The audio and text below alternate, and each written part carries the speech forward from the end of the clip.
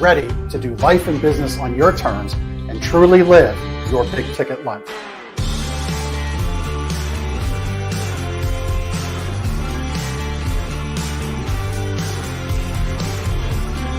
You either make excuses or you choose to level up. Amazing guests living the big ticket life. Woo! Woo! Brandon Brittingham. Appreciate you having me here today, man. It's that kind of discernment, that kind of focus, that kind of forward thinking that's so important if you're going to succeed in business today. Jeff and I are like friends. We're real friends. We are And so you unlock fortune and freedom without all the stress that normally comes along with it. It all comes down to your why. Your business, why are you doing it? How is it going to change the world and what's it going to do for your family? I want you to celebrate your success. Talk about the struggle.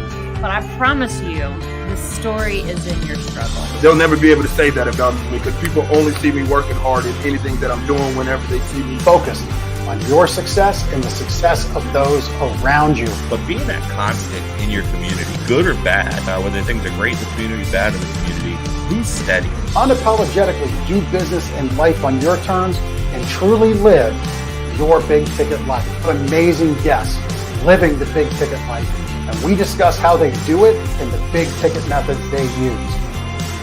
The things that make your life successful so you do life and business on your terms. In and of itself, the only limitations that we really have on ourselves is the ones that we allow to be put on ourselves. And most people don't look at it in that perspective.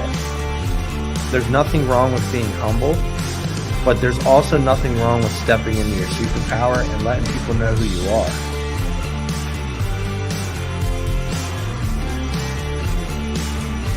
Get ready to do life and business on your terms and truly live your big ticket life.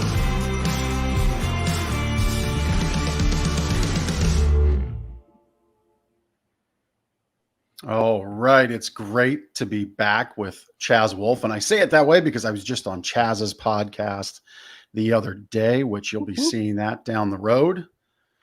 But I get to do mine live. And Chaz, I'm happy to have you with you. Chaz Wolfe, welcome to the show. Thanks for having me, brother. I appreciate it, Jeff. Thanks for having me, and also just opening up our colors. Our color scheme is just like spot on with each other. Here we are. Yeah. That's right. We're like color besties. Yeah. I can tell where we're going in this one. It's going to be interesting. I love it. Love it all. So yeah, welcome to the show. I do apologize. I should have done one thing so I can better look like I'm looking at you, because those who watch this show gain a little benefit, right? When you get to see somebody's body language and, get their rhythm, it's better. So we do this show both as a podcast and a video show live streamed. And so I want to make sure I'm looking through the camera. So that should look a little better, right, Chaz? Yeah. I had to bring you up like I feel your frequency looking at me. Yeah, right. Let's see, it matters, right? These things matter. And that's why it's a benefit to catch the video recording and watch it on YouTube or Facebook or LinkedIn. We give you your choice and options here. And so, yeah, I like that, man. Better frequency, no fuzz, no static. I love it. That's right. I love it. So why don't you share with everybody just a little bit about what you do over there at Gathering the Kings and what people can get from that. And then we're gonna dive into a topic that you and I both, I think, groove on. Talk about frequency, man. We're locked in. Yeah, but exactly.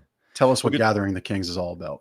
Yeah. So Chaz Wolfe, I'm a serial entrepreneur. I've been a business owner for over a decade, and multiple different industries. Been in the retail space, franchising space, real estate, multiple sectors of real estate, home service, you name it. I've got all kinds of portfolio companies, even still to this day. But Gathering the Kings is, as you said, maybe a mastermind group that we're purist. I don't know. We'll have to discuss this a little further as far as your titling, but we're a group of entrepreneurs who are already successful that want to reach what we call the exceptional life. And so we believe that there's actual power in getting around other entrepreneurs.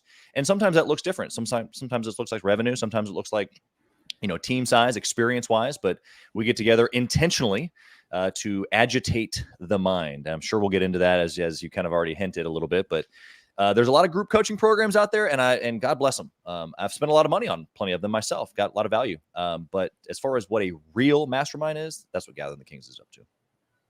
Yeah, love it.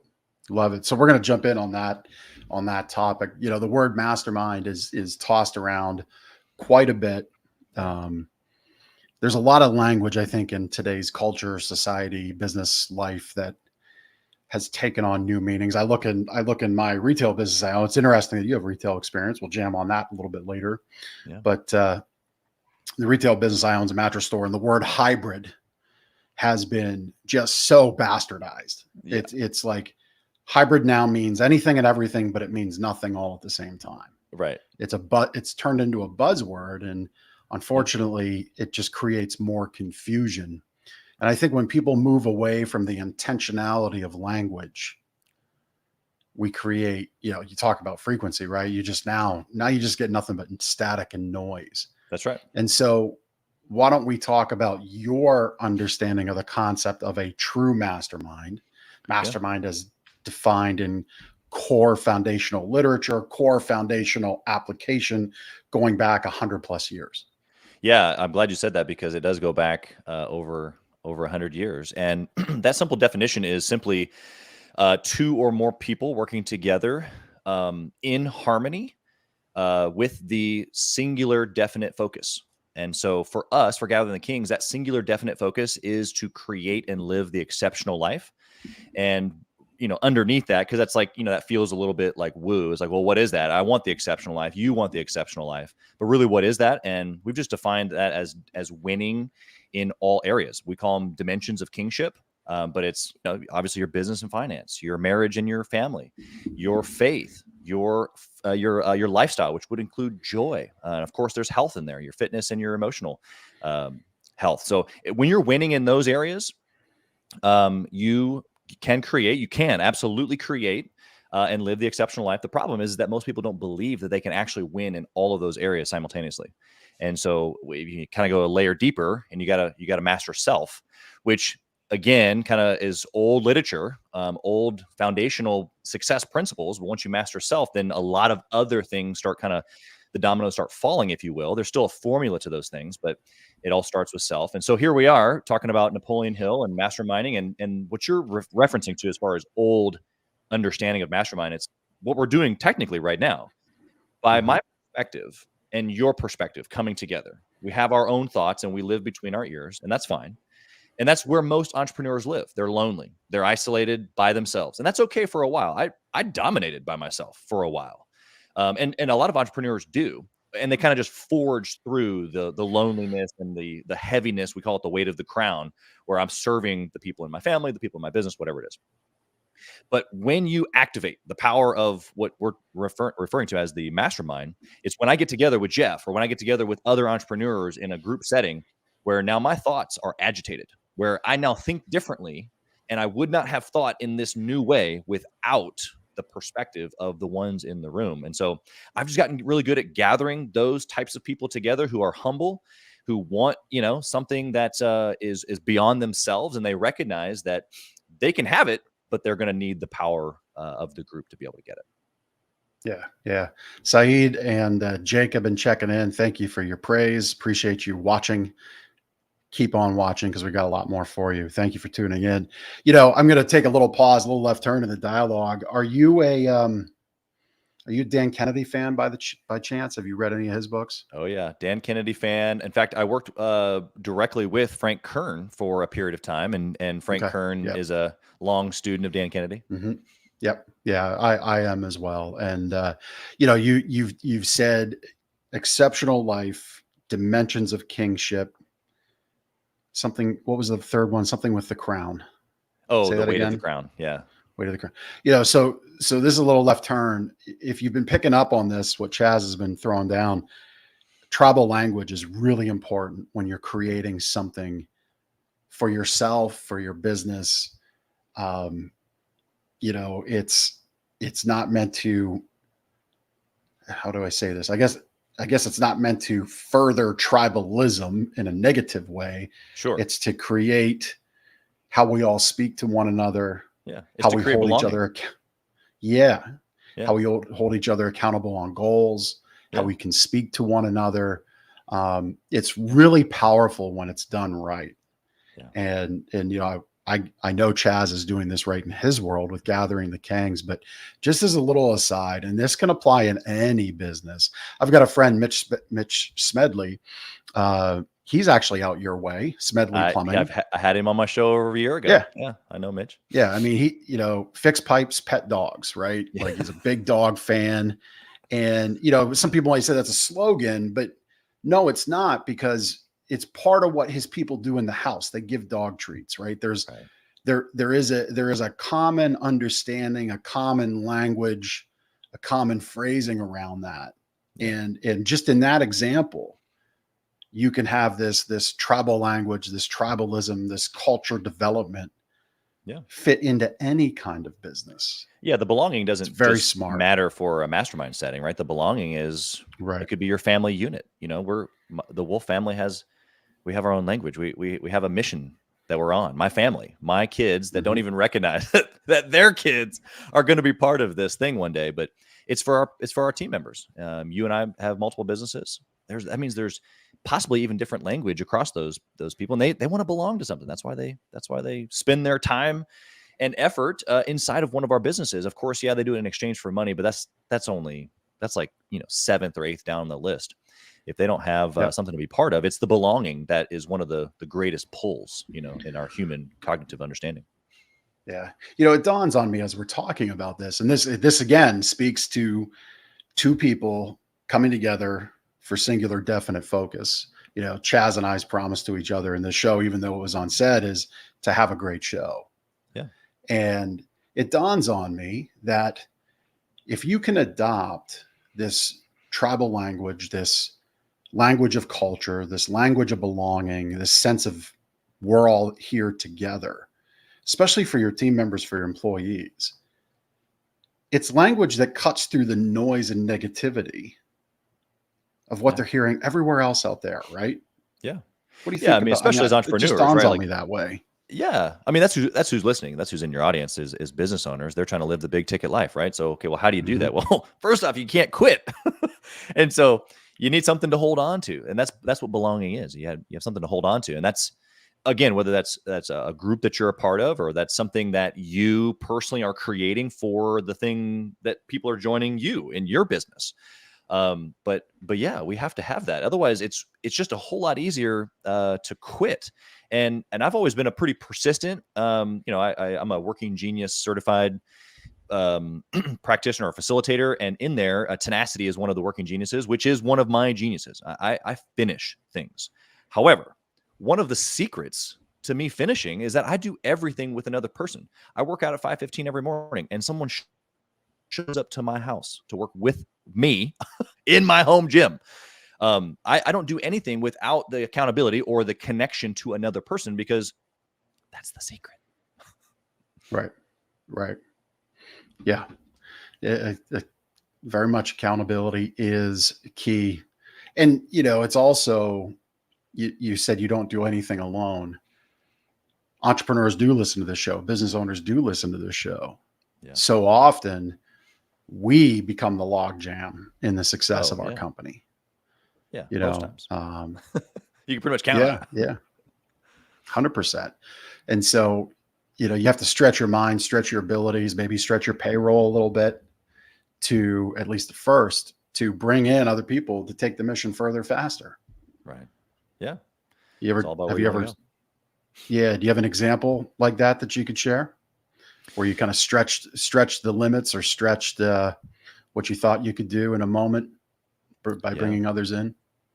Yeah, I think that, the fitness one is just so easy. I think everybody relates to that, whether you're losing weight, or gaining weight. For me, it's I'm just a little skinny kid over here, but it is actual work, So I have targets. I've got calorie targets, and I've shared those with multiple people.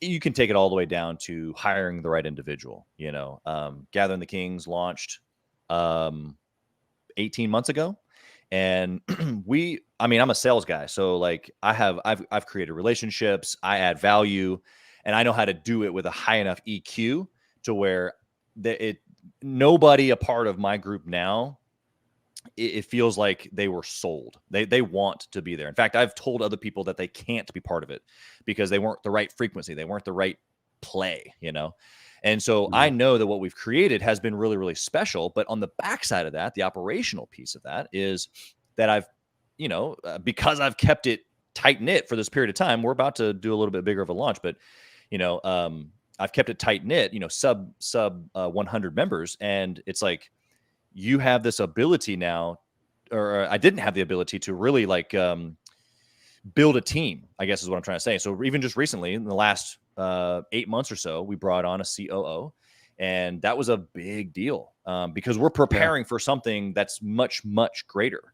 And I'm living 3 and 5 and 10 years out, and I can already see what Gathering the Kings looks like then. And I'm trying to make decisions now based on that guy then, and that was part of it. So the easy payroll deal. I mean, I can go fitness. I can go in the past where I'm 26 years old, looking to open up my 4th franchise, and I'm pouring every single dollar from the 3 that I started back in so I can get the 4th one going. And then I took all the money that next year from all 4 and bought number 5, 6, and started number 7. And so it's just like, at the same time, I'm living super frugally at home, so that way I can press every dollar into the franchises. So we can go down the list, but there's constant examples of I'm sure even your listeners where we have had to choose the difficult thing in the moment in order to be able to get what we see that we actually want. But now we're back to basic principles here. Now we're talking about definiteness of purpose and a burning desire. If I know that this is where Gathering the Kings is supposed to be as a real mastermind, I know that there's a certain number of people who call themselves entrepreneurs who are going to be associated to that, and I can see it 5 and 10 years from now. Okay, fine. But what am I doing today on an actionable item where I can move towards that? Well, some of that's payroll, some of that's doing events, some of that's right here, some of that's spending time with you right now. You know what I mean? Right. Yeah. I mean, really, you're truly living out the Wayne Gretzky quote, right? Skate to where the puck's going. Exactly. You can't. You either do that or you're chasing your tail constantly. Yeah. I don't know of any other options out there. Yeah. Well, I'm a football guy, and so the other analogy is you got 2 sticks. You're behind the sticks. You're first and forever. You're not first and 7, not second and 3. You're constantly behind the sticks. Yeah. It's really rough to run a business that way. Well, you don't know that until you get into a scenario, Jeff, like you and I are right now, where we're masterminding, where our thoughts are provoking each other's not only frequency and energy, but additional thoughts. Like you might walk away from this conversation, as I'm sure I will, going, "Ooh, I really like that," and I can go implement it, right? But that's what a real mastermind is supposed to do.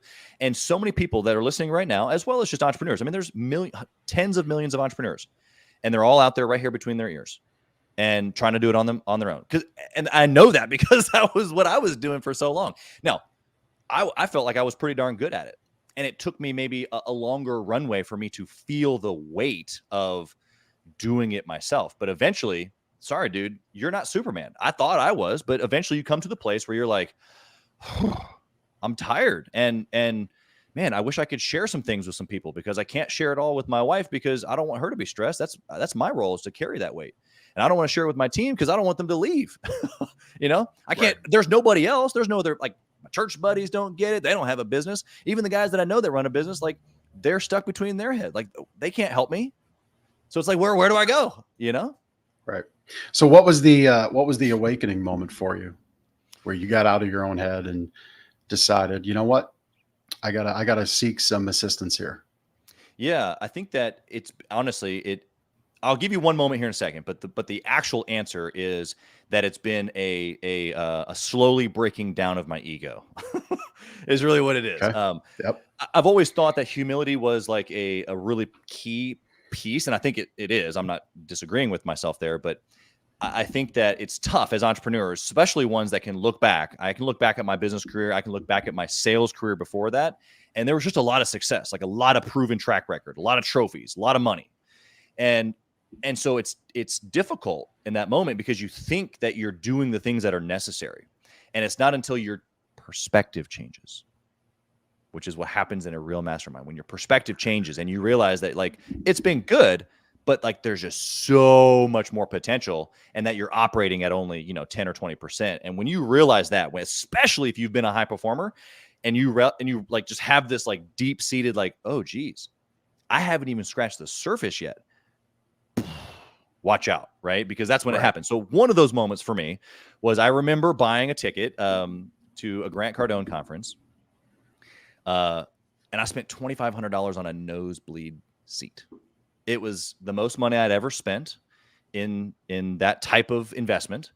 And I've been consuming books and audibles and watching him on YouTube. I ended up actually building a sales team for him eventually, moved my entire team. We worked down there at the 10X headquarters, and Jared and I are still great friends. But the reality here is that $2,500 was what I thought was a lot of money right back then. Right. And we went, and I only remember one thing from that shenanigans. That was when Russell Brunson first shared his ClickFunnels in a large setting like that. I think he did like $3 million in sales in 90 minutes. And I remember that. Yeah. Yeah. My mind was just blown. My mind was blown. I had been a business owner for many years at that point, doing millions of dollars in sales, but somehow $2,500 on a ticket to invest in me was a big deal. And I was like, not nervous about it, but I was just like, I wasn't fully understanding what I was going to get out of it. Very transactional, very sales based, but how the current Chaz will look back on that and go is, well, transactional versus relationship now. And inside of the relationship, whether it be this right here, or whether it be in an actual mastermind setting or at an event, my perspective changed. And it was like, okay, I see now what I need to do is continually move the needle in that area of my life. And so even when I was just telling you, we went to Miami. We were there for about a year. I worked with Frank Kern and Grant Cardone and the whole team. And me being in Miami, I'm from Kansas City. Like I don't know if anybody here in Kansas City owns a Rolls Royce. Just to put it in perspective for you, okay? They're everywhere. My rent in Miami, I shared later that my rent was like $5,000. And I have a couple buddies here. They're like, dude, what kind of home you can have here in Kansas City for $5,000? I mean, right there in Aventura. Get a big old home. Yeah. I now have a big old home, which is great, but like, that's not what I do it for. It's like, I'm doing it for perspective change, right? Because seeing a Rolls Royce, or back, in Miami, everybody, the Honda Accord down there is the G-Wagon. Seeing everybody have one. And now I'm not really excited about stuff like that. Would I like to spend money at that level? Sure. But here, unfortunately, I'm just, I've got the weight of legacy on me, and I would just rather spend the couple $100,000 that it would take to buy a car like that cash and put it into a piece of real estate, because I'm thinking and obsessing over my kids and my grandkids. A, that's what the Bible tells me to do. B, that's just what I feel like the weight of my legacy is going to be. Wealth, number one, but then the knowledge of what to do with it, which is now we're back to success principles again. And so anyway, all that to say is that the perspective change of being around money, even though I'm not personally necessarily motivated by a lot of those, external things, it still changes your perspective, because you realize oh, money is free flowing. It's everywhere. It's literally everywhere. Mm-hmm. It is everywhere. And if you, I've said to people, if you take issue with that statement, just understand this fact: they print more of it every day, a lot more of it. Every single day. They're going to print a lot more coming soon. Right. And so you really, I think as a business owner, even as an individual out there, you really need to get right with that fact that, it is just money, and it is just a function of just going out and getting it in some way. And you have to understand what that value is you can offer to people so that they'll give you it. And it really does come down to those two simple acceptances, that money's out there in abundance, and you get it when you offer an abundance of value. It's really actually pretty simple. It's tough because there's a lot of people that I would say come from, humble beginnings, and they don't have a real belief that they can have, whether it be things or accomplish the goals on their list. And so again, we just keep coming right back to these success principles. If you don't have actual belief, right, or a burning desire backed by faith and a plan, we're just quoting Think and Grow Rich, it's just not going to happen. So we focus a lot on belief, not only individually, but corporately, in your team, in your family. Like, if there is no belief, then it's not going to happen. So a lot of the perspective change that we're talking about, to kind of tie this all together for your listeners, is that oftentimes you have to put yourself in a scenario, whether it's a room of entrepreneurs or listening to a podcast like this, or moving across the country to live in a different area, where your perspective changes. And then now it's like, oh, okay, I get it now. I now believe that it's possible for me to, whatever it is, whether it's the Rolls Royce or whether it's just simply having it all. Like, there's some people who might look at some of those pictures that you just shared of my family and go, he's got all these businesses, he makes great money, he's got a great family, and that's all just social media, and it just looks good from the outside. They're probably crumbling on the inside. And what they don't know is that, well, sure, yeah, like, have Julie and I had arguments? Of course. We're humans, right? But what we do have is a weekly meeting. And what we do talk about are all the things that come up with our schedule and our family and how we honor each other. We talk about sex. We talk about things that matter to our relationship. And all of those things happen because I know that's what it takes, the intentionality that you mentioned earlier, to actually win in that area. And so I want to win in that area as well as in my businesses. It is not just like, oh, because I'm a great business owner, I'm going to be a great dad or a great business or a great husband. I have to be just as intentional and planned out and well thought about and burning desire, all the same principles over here as well as that what we've talked about in our business, right? Yeah. No, I love that. There's many people I know that do the family huddle, as some call it, the family meetup. Blows a lot of people's minds. I think it's very, very smart for everyone to do. Highly endorse it. If you take anything away, you could take that and have that direct application to see improvement in your day, in your week, in your month, with your kids, with your spouse. I love it. Love that you're doing that. So let's kind of take a loop back to, we've dropped the word mastermind, real mastermind, honoring the foundations of it. The concept of a business owner peer-to-peer mastermind really was memorialized by Napoleon Hill in the 1920s. Law of Success was the first book. Really, the term gained a lot of popularity through the second book, Think and Grow Rich. That's the one that really took off. Think and Grow Rich was a course. It was sold on TV infomercials. Nightingale Conant, ran that for years and years on television. But that's kind of the bedrock material of business masterminds today. Yeah. And we're at a point where you have so many people who think because we just gather people in a Facebook group that's a mastermind. We gather people in our coaching group that's a mastermind. You and I are in alignment that, to the true honor of the word and the bedrock foundational material, it doesn't make it bad. Doesn't make it bad. And they all have value. And I'm parts of those groups. I'm in presently right now paying for 3 of those groups. Yeah. And there's value there. One as well. Yeah. And so, but I also don't conflate it and confuse it. Right. Personally, when I facilitate, and you shared also that you are a facilitator. I think you said even certified. Yeah. Yeah. With the Working Genius program, but even with the facilitation word, that's right. That's why the difference in mastermind and group coaching really is because when you think about a group that you've joined that has a guru or a big name, then that's not a round table. It's a rectangular table, and he or she sitting at the head, which is fine. Yep. I sit at the head of my table at my house. Like this is how it's designed. There's order there. But inside of a real mastermind, the way that Napoleon Hill has designed it is that the table is round. Now, he doesn't talk about the physical table. I'm filling in some words here. But at the round table, again, using even our own tribal language, is that I'm going to take my crown off. You take your crown off, because there's no beating of the chest at the table, because I don't really need to impress you. As long as the facilitator, in this case, it's me, as long as I'm making sure that the people sitting at the table are and should be at the table. This is why I've turned away certain people. And so I already know that the people around the table, number one, are going to be humble. They're going to be willing to take off the crown. I don't need anybody feeling as if like they're superior. And it doesn't mean that you can't come with an ego or an arrogance or a confidence. We all have it. Welcome to the club. In fact, actually, if you'll just take it off, it's called your crown. Like, cool, it's gold. You got jewels. Everybody else in your world thinks you're the man, and you are. But guess what? You take it off. You don't have to be the man here. We're all equal parts. And guess what? I'm going to learn from you today, Jeff. And you can't do that if you have an ego. And so, yes, there's groups of networking, and there's groups where I'm going to learn from somebody. All that is fine.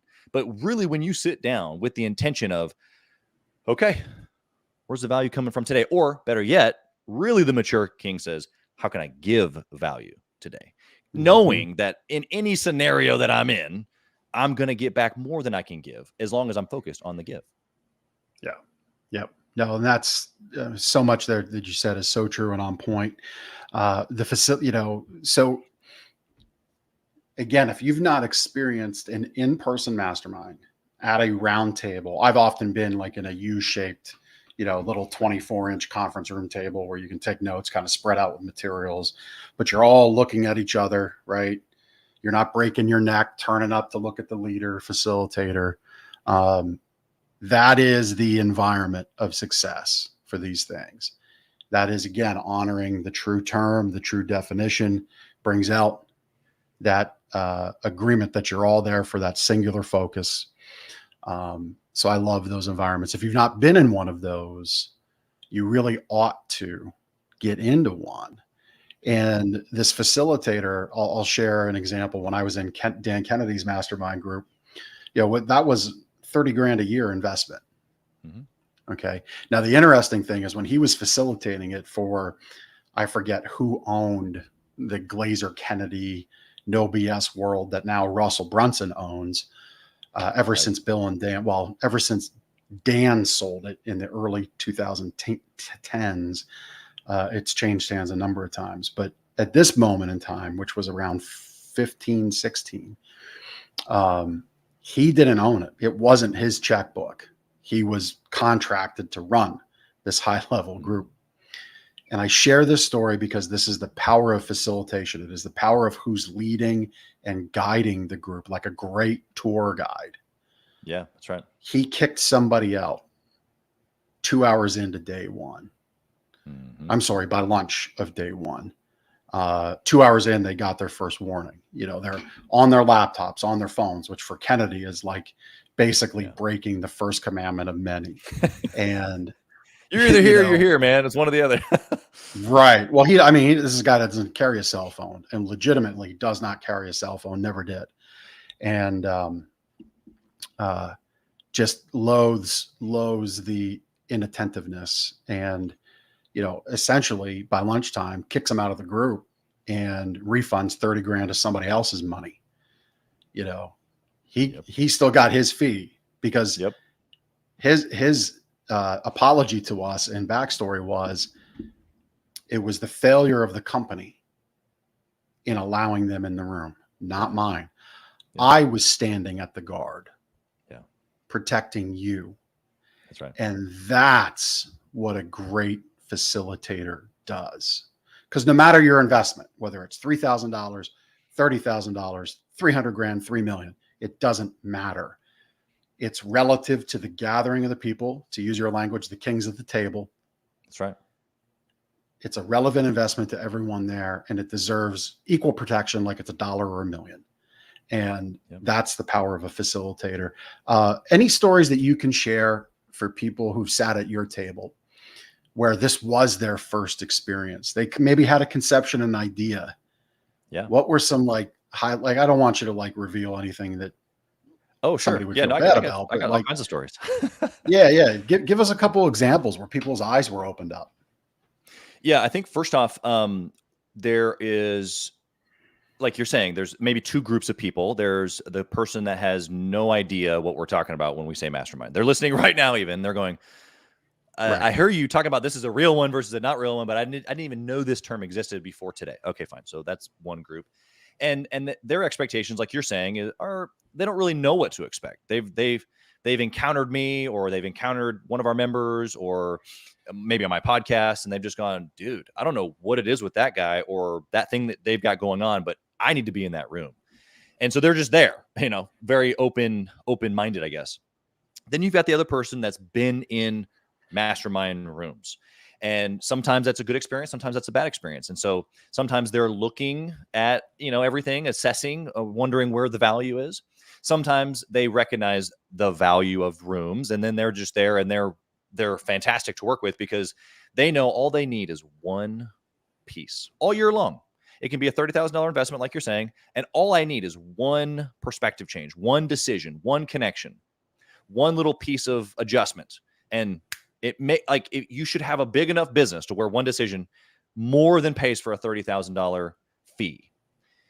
If you don't, it's okay. You need coaching. Probably shouldn't be in a mastermind room, right? And that's okay. We've got different tiers now that offer maybe a little bit more coaching for some of those smaller business owners, the sub-million. But really, when you're at the table of creating a team and growing something from $1 million to 10 million or even beyond, we've got guys in the group that do over 300 plus million. So it's like, okay, when you have real, experience at the table, then you have these two camps, and you either have someone that already understands the value and they're just waiting for the right moment. They're just taking notes. They're just waiting.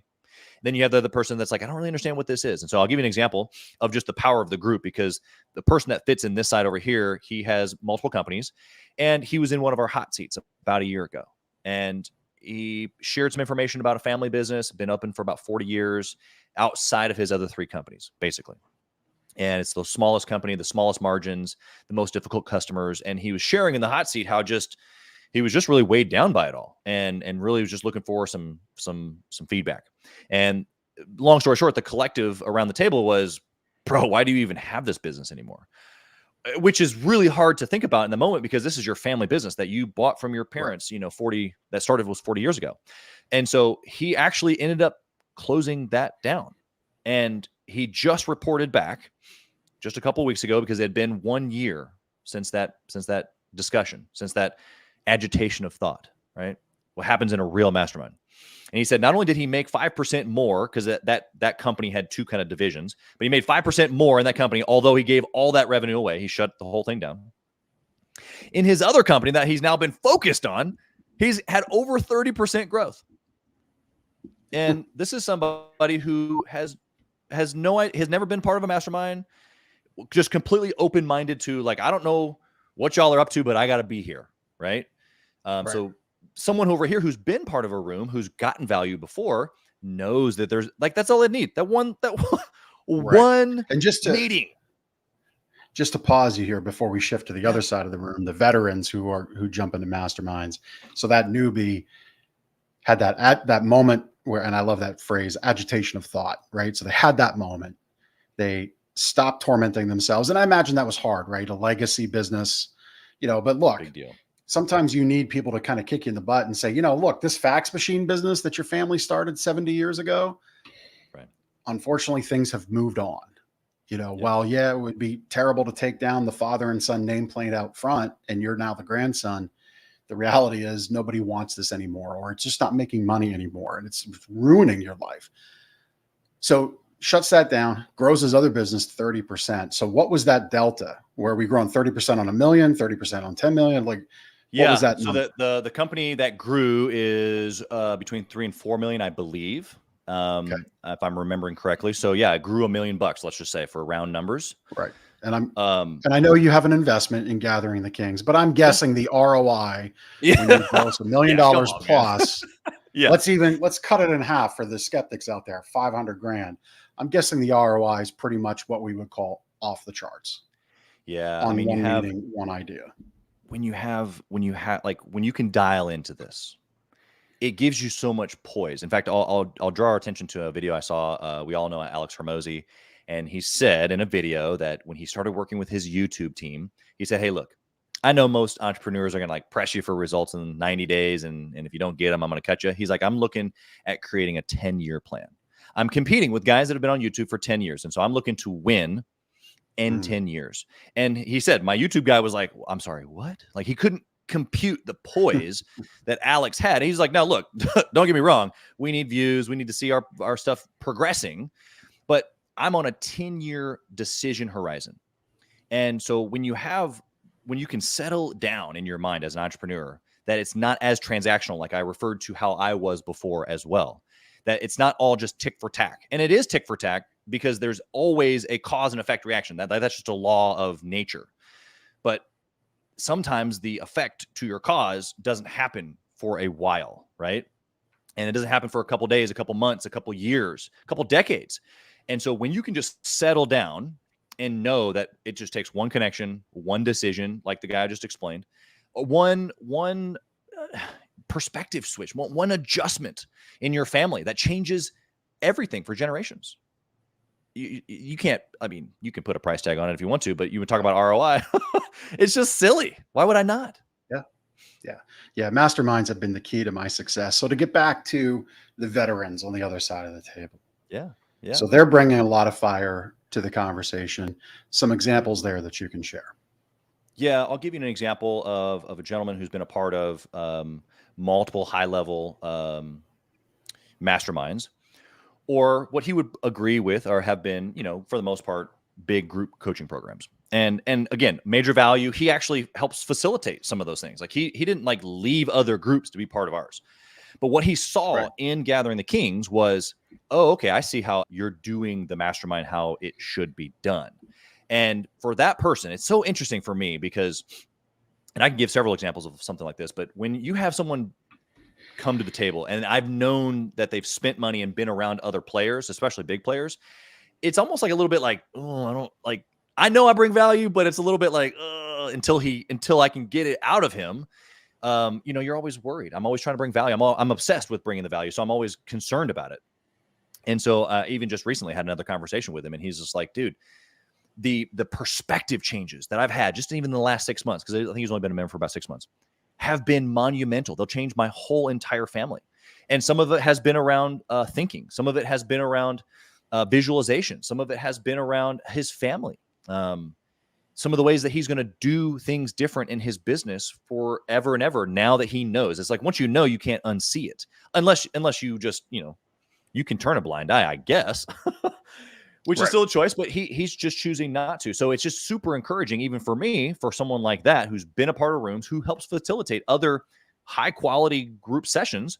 And it's like, this stuff right here, nobody's talking about it. It's like, well, geez, I feel like this is like the same stuff that I've kind of read over and over, and it's like played out and dry. But dude, these are wells, like deep wells, and that we'll always be on. This is the journey that we're on, and I will continue to be on. Period. I mean, you would talk about Bob Proctor. He's been studying Think and Grow Rich for 57 years. 57 years. Right. It's crazy. Yeah. That bedrock stuff never goes away. And but nobody presses into it. Always there. Right. Yeah. Cause it's not sexy. It's not a 15-second soundbite. It's not a 60-second reel. It's not all this stuff, I always have such tremendous consternation with, is it a long ad? Is it a short ad? Is it a long video? Is it a short video? Yeah.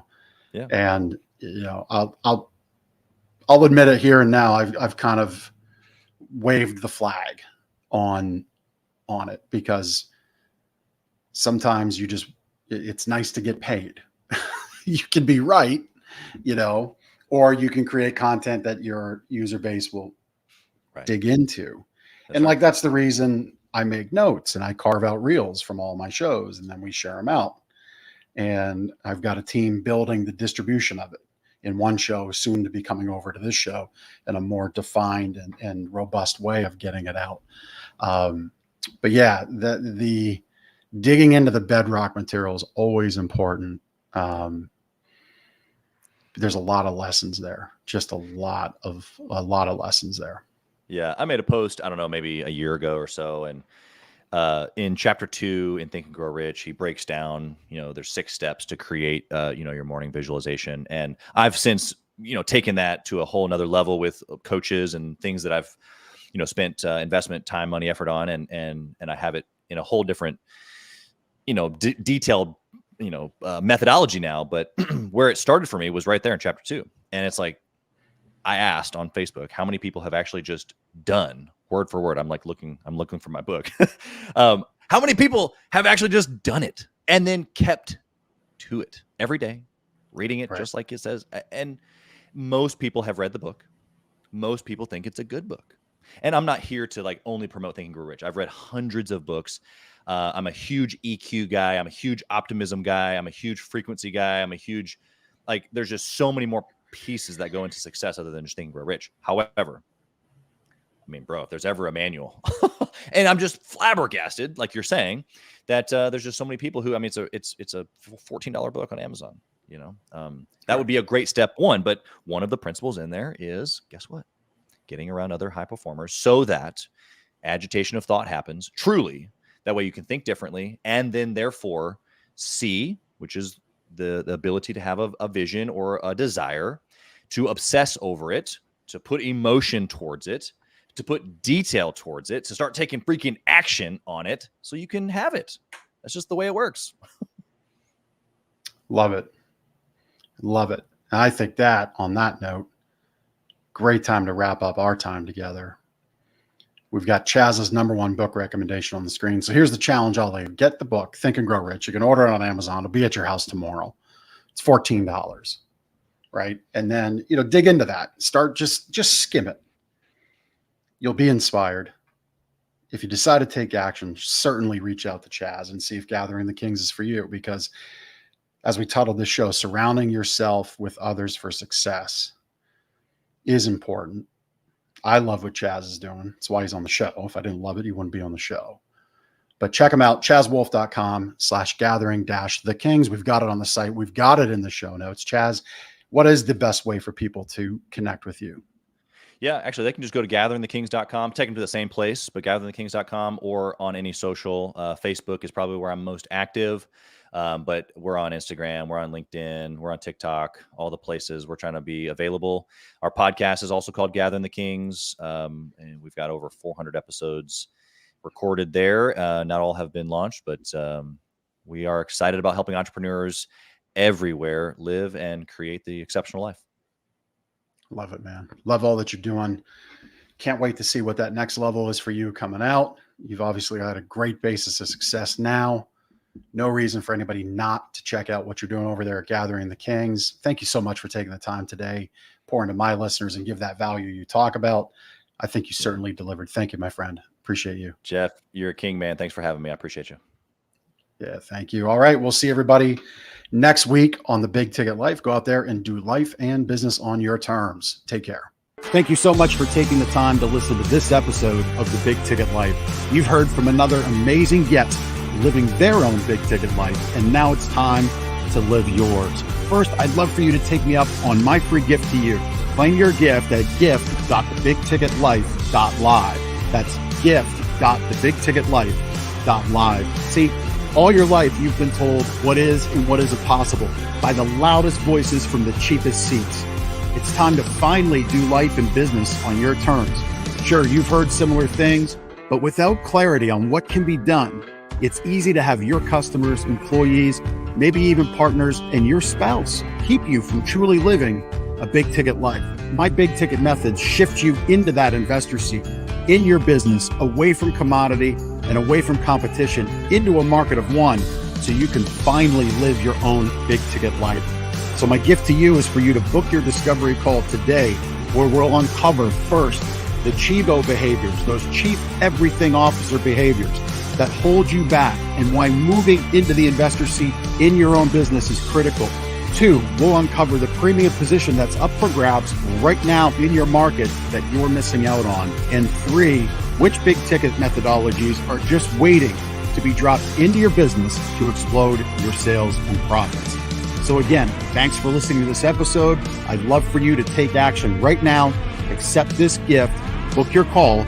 Go to gift.thebigticketlife.live. Again, that's gift.thebigticketlife.live.